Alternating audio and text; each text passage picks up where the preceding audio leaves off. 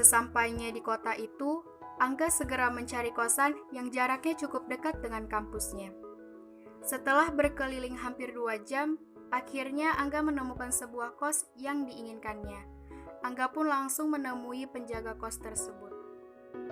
Assalamualaikum, Pak. Pak, Waalaikumsalam. Pak, saya Angga. Apakah benar, Pak, di sini masih ada kamar kosong? Ada nak di sebelah. Tapi tolong ya nak, yang paling ujung tolong jangan diganggu karena itu memang sengaja untuk dikosongkan. Oke, Pak, bisa saya tempatkan langsung hari ini? Oke boleh, ini dia kuncinya. Terima kasih, Pak. Setelah berbincang-bincang dengan Pak Dadang, akhirnya Angga memutuskan untuk tinggal di kosan tersebut. Angga pun segera ke kamar kos dan beristirahat, kemudian ia tertidur.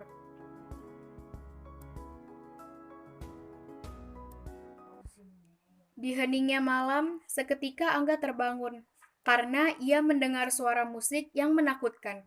Namun, Angga tidak terlalu menghiraukannya karena ia sangat kelelahan. Astagfirullah. Suara apaan tuh? Yalah, tidur lagi aja.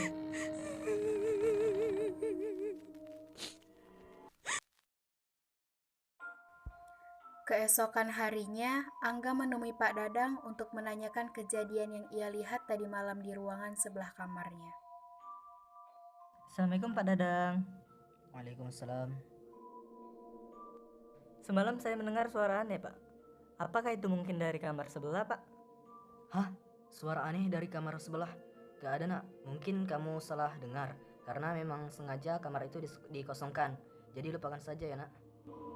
Namun, Angga kurang mempercayai apa yang dikatakan Pak Dadang. Setelah itu, Angga pulang ke kos dan beristirahat. Pada malam harinya, seketika Angga terbangun karena mendengar suara musik yang sama pada malam sebelumnya dan di jam yang sama pula. Angga semakin penasaran. Akhirnya, Angga memberanikan diri untuk mengecek kamar di sebelah kamar kosnya.